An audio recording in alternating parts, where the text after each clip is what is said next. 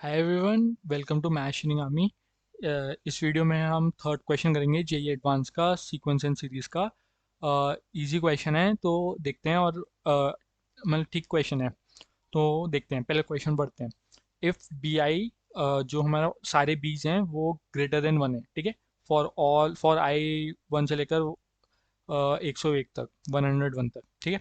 Suppose log base e b one log base e b two log सब log base e b 101 are in A P, ये A P में है, ठीक है।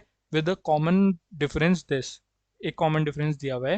And suppose a one a two से लेकर A101 are in A P, ये भी एक ए पी में। Show that such that a one equals to b one है and A51 equals to B51 है। इफ टी हमें एक दिया हुआ है और एक एस दिया हुआ है, ठीक है। बहुत बड़ा क्वेश्चन है तो हम देखते हैं। हमें दो सीरीज दी है।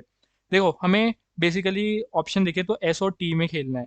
एस और टी में खेलना हमें दिखता है, एस और टी में खेलना है सबसे पहले, ठीक है। और हमें बेसिकली बी और ए में खेलना है, ठीक है। तो हमें लॉग से तो मतलब नहीं है, लॉग बी से हमें मतलब नहीं है। हमें बेसिकली इसको कन्वर्ट करना पड़ेगा पहले B1 B2 वगैरह में।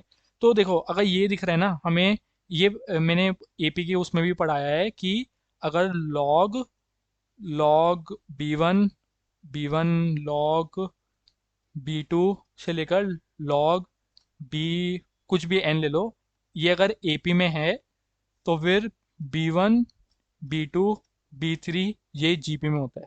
ये जीपी में होता है, ये मैंने एपी के प्रॉपर्टीज में पढ़ा है। एपी की प्रॉपर्टी में पढ़ाया है, जीपी की प्रॉपर्टी पर पढ़ाया है कि ये होता है, ठीक है। तो अगर ठीक है, अगर ये भी नहीं आता है ना, कोई बात नहीं। अगर ये आता है ना तो ये एकदम एकदम दिख जाएगा। हमने लॉग लॉग में जो सीरीज दी हुई थी, सीक्वेंस दी थी, हमने उसको सीधा B1 B2 वगैरह में कन्वर्ट कर लिया, ठीक है। क्योंकि हमें यहाँ पे B1 प्लस B2 वगैरह कुछ निकालना है, और अगर ये जीपी में है तो हम यहाँ पे डायरेक्ट जीपी का फॉर्मूला लगा देंगे, ठीक है। ऐसे सोचना है इसको। तो चलो ठीक है, अगर ये भी नहीं आता ना तो हम देखो, हम जो हमें गिवन है ना वो लिख लो पहले कि ये हमें एपी में गिवन है, ठीक है। ये अगर एपी में गिवन है तो फिर हमारी कोई भी nth टर्म क्या होगी। हमें कॉमन डिफरेंस दिया है तो कोई भी nth टर्म ये होगी। हमने बेसिकली कोई भी एक nth टर्म निकाल ली अभी, क्योंकि हमें ये सम निकालना है, ठीक है। तो अब हमें B1 B2 इन B3 इनकी सीरीज के बारे में कुछ तो पता होना चाहिए कि बेसिकली ये क्या है आपस में, जिससे हम इनका सम कर पाए। ये एपी है, जीपी है, कुछ तो है जिससे हम इनका सम कर पाए। तो हमने पहले एक nth टर्म निकाल ली। हमें एक nth टर्म निकालनी पड़ेगी सम करने के लिए, ठीक है। अब यहाँ पे लॉग की प्रॉपर्टीज लगाई हैं। देखो, ये आ गई। अब एक लॉग की प्रॉपर्टी होती है a log B is equals to log b a, ठीक है। ये एक लॉग की प्रॉपर्टी होती है तो हमने यहाँ पे ये लगाया, ये हो गए। अब यहाँ पे दूसरी प्रॉपर्टी लगाई है, log A plus log B is equals to log A B, ठीक है। तो यहाँ पे हमने ये प्रॉपर्टी लगाई, ये ठीक है। अब ये दोनों है तो B N is equals to ये हो जाएगा। अब देखो, दिख रहा है ये जीपी में है। ये जीपी में है जिसकी फर्स्ट टर्म, ये एक जीपी है जिसकी फर्स्ट टर्म B1 है। कॉमन रेशियो बेसिकली ए हमारा B1 है और आर हमारा 2 है। ये एक जीपी है, ये एक जीपी है, ये एक जीपी है। इससे दिख जाना चाहिए ये एक जीपी है। अगर हमें डायरेक्ट ये पता होता तो हम डायरेक्ट बता देते कि ये जीपी में है, और जैसे कि इसका कॉमन डिफरेंस भी लॉग में है तो 2 इसका कॉमन रेशियो हो जाना चाहिए, ठीक है। तो कोई नहीं, अगर ये नहीं आता तो ये थोड़ा प्रोसीजर ज़्यादा करना पड़ेगा, पर यहाँ से एकदम दिख जाना चाहिए कि ये एक जीपी में है। तो हमें पता लग गया है कि B1 B2 B3 ये एक जीपी है, ठीक है।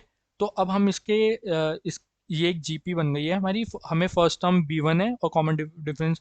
तो अब हमारे सारे टर्म्स B1 में आ गए। अब हमारा भी एक ही वेरिएबल बचा है B1।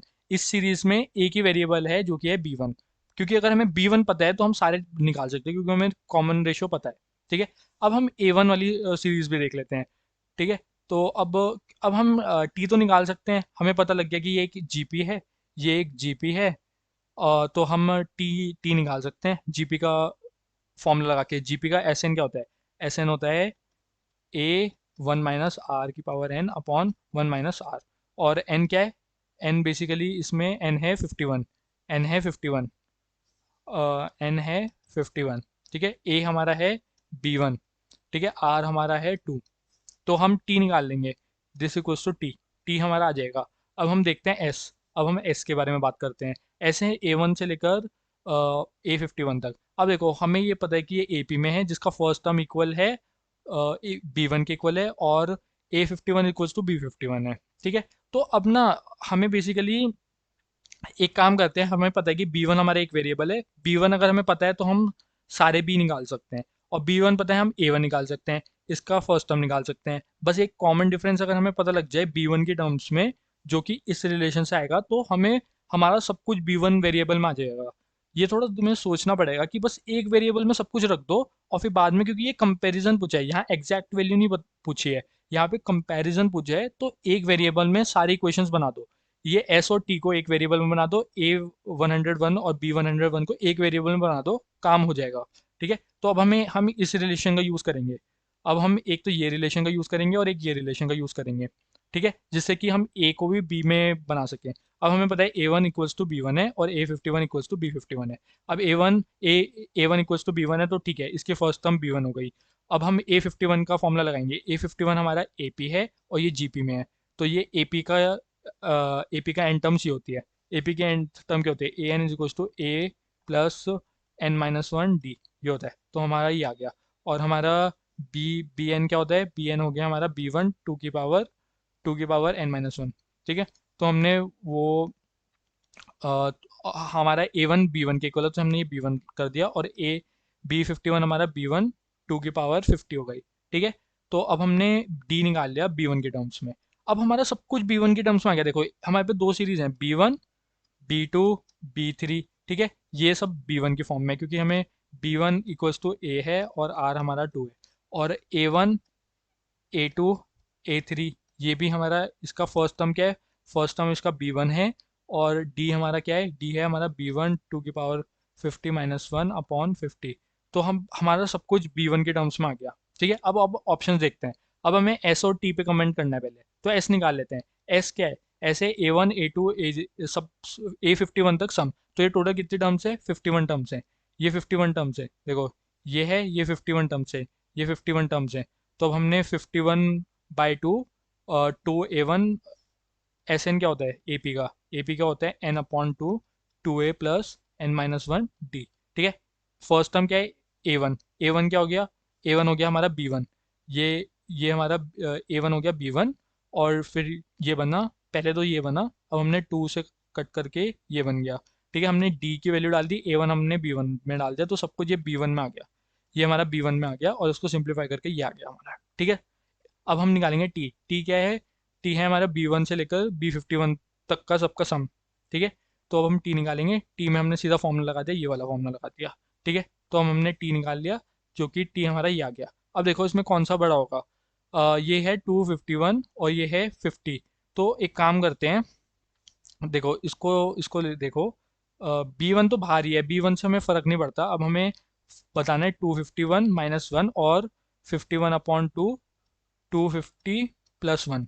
ठीक है, अब देखो इसको इसको इसको अगर हम ऐसे लिखें, इसको हम ऐसे लिखें, 250 × 51/2 प्लस 51/2। ठीक है, तो अब इसको इसको देखो, ये क्या होगा? 250 × 25.5। ठीक है, और यहाँ से अगर मैं एक और, यहाँ से मैं अगर एक और 2 निकाल लूँ, या फिर इसको मैं 4 से डिवाइड कर दूँ और इंटू 4 कर दूँ, तो ये क्या आएगा? 252 इंटू, ये आ जाएगा समथिंग 8 पॉइंट समथिंग, प्लस 51/2। तो ये चीज़, ये पार्ट इससे बड़ा हो जाएगा, इससे बड़ा हो जाएगा। ठीक है, तो इसका मतलब कि ये हमारा बड़ा है, ये हमारा बड़ा है। S is greater then T है। ठीक है, ये दिख जाना चाहिए कि मतलब कि ये तो -1 हो रहा है। ठीक है, यहाँ पे कुछ प्लस हो रहा है। ठीक है, तो ऑब्वियसली प्लस वाला पहले तो बड़ा है। अब हमें ये फर्स्ट टर्म बड़ी करनी है, तो यहाँ पे 2 की पावर 50 है, यहाँ पे 2 की पावर 51 है। तो मैं अगर इसमें से अगर इसमें से मैं अगर किसी तरह वो निकाल लूँ, इसमें से मैं इसकी भी पावर 2 की पावर 51 कर देता हूँ। ऐसे सोच लो, 2 की पावर 51 करने के लिए मेरे को 51 को 4 से डिवाइड करना पड़ेगा। क्योंकि 4 से डिवाइड करूँगा 51 को, मतलब कि इसको ऐसे समझ लो कि 2 की पावर 50 इंटू 51/2। ठीक है, इंटू 2 कर दूँ, इंटू यहाँ पे 2 कर दूँ, तो क्या बन गया? 2 की पावर 51 इंटू, ये बन जाएगा वन टू पॉइंट समथिंग। अब ये वन से बड़ा है तो बेसिकली टू की power 51 into 12 point something is always greater than two की पावर 51। ठीक है, कॉमन सेंस है, तो हमारा एस ग्रेटर देन टी आ गया। अब हमें पता लग गया एस ग्रेटर देन टी है तो ये होगा या फिर ये होगा। ठीक है, अब हमें ए ए 101 बनाना है और बी 101, तो ए 101 निकालेंगे। ए 101 हो जाएगा हमारा ये। ठीक है, ए वन हमें पता है बी वन है और डी भी हमने बी वन के टर्म्स में डाला और उसको थोड़ा सिंप्लीफाई करके हमारा ये आ गया। ठीक है, अब हम निकालेंगे बी 101, बी 101 ये हो गया। अब ऑब्वियसली टू की पावर 100 बड़ा ही होगा टू की पावर 51 से। बी वन मल्टीप्लाई है तो उससे फर्क नहीं पड़ता ऑब्वियसली। टू 100 टू की power 100 is greater than two की पावर 51। ठीक है, तो इसलिए हमारा B101 ग्रेटर हो गया A101। तो इसका आंसर आ जाएगा बी पार्ट। इसका आंसर आ जाएगा बी पार्ट। देखो ये कितना काउंटर इंट्यूटिव है कि हमारी बी वाली टर्म तो बड़ी आ रही है, बी की लास्ट टर्म हमारी बड़ी आ रही है ए वाली टर्म से, बट ए वाली सीरीज का सम हमारा बी वाली सीरीज से छोटा है। ठीक है, तो ये थोड़ा सा मतलब कि ठीक है काउंटर इंट्यूटिव है बट ठीक है। तो आई होप कि समझ आया होगा। इजी क्वेश्चन था, अगर हमें ये दिख गया, हमें बस थोड़ा लेंदी क्वेश्चन था और मिस्टेक्स करने की हल्के फुल्के चांसेस ज़्यादा हैं, पर मोस्टली मिस्टेक करने की चांसेस ज़्यादा नहीं थी इसमें। हमें ये वाली चीज़ याद रखनी है कि जब लॉग वाली टर्म सारी एपी में होती है तो जो अंदर वाले टर्म्स होती हैं वो सारी जीपी में होती हैं। बेसिकली ये चीज़ याद रखनी है। तो ठीक है, अभी के लिए इतना ही, मिलते हैं अगली वीडियो में। कोई भी डाउट हो तो मेरे को कमेंट सेक्शन में पूछ सकते हो या डिस्क्रिप्शन में एक फॉर्म है उसको फिल कर सकते हो। कोई भी क्वेश्चन हो कुछ भी पूछ सकते हो, और या फिर टेलीग्राम ग्रुप ज्वाइन कर लेना, वहाँ पे भी पूछ सकते हो। And I will be happy to help you guys. तो अभी के लिए इतना ही, मिलते हैं अगली वीडियो में, बाय।